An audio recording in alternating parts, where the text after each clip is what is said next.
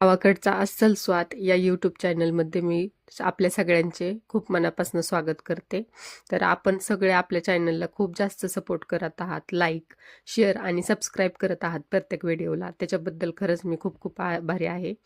तर आजच्या रेसिपीचं झालं असं, ते मला म्हटले की मी तुला ओटा करून दिलाय किंवा चूल करून आणून दिली, खलबत्ता आणून दिलाय, पाटावरूट आणून दिलाय. तो अजून एक पण रेसिपी नाही बनवली त्याच्यावरती.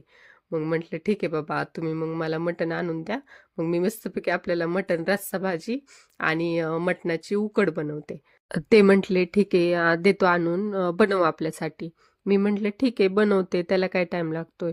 पण मी खूप दिवसानंतर म्हणजे सगळं जेव्हा पारंपरिक ट्रेडिशनल पद्धतीने बनवलं, तेव्हा कळालं की म्हणजे ज्या आधीच्या काळामधल्या ज्या स्त्रिया होत्या, त्या किती म्हणजे मेहनत करावं लागायची त्यांना छोट्या छोट्या गोष्टीसाठी.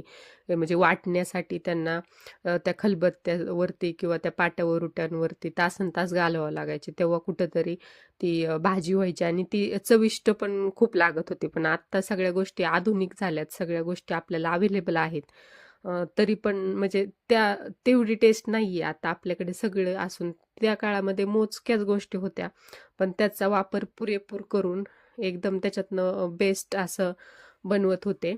तर मग आम्ही पण आज थोडं पारंपरिक पद्धतीने सगळं बनवलं. मिक्सरचा किंवा गॅसचा वापर न करता सगळं पारंपरिक पद्धतीने चुलीवरती पाटावरुट्याचा वापर करून आणि खलबत्त्याचा वापर करून सगळं बनवलं.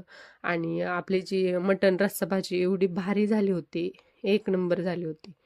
आणि मग ती आम्ही सगळ्यांनी एकत्र बसून खाल्ली. खूप छान झाली होती, एकदम भारी तरी आली होती. तर आपण आपल्या जी रस्सा भाजी आहे त्याच्यामध्ये एक येसूर टाकलाय किंवा तो मसाला, मटण मसाला वगैरे न टाकता तो घरी बनवलाय. तो कसा बनवला किंवा त्या येसूरमध्ये काय काय टाकलं हे पाहण्यासाठी आपल्याला फुल व्हिडिओ पाहावा लागेल. तर नक्की तो व्हिडिओ पहा. त्याच्यामध्ये मी सगळं सविस्तर सांगितलं आहे. आणि thank you so much for your support.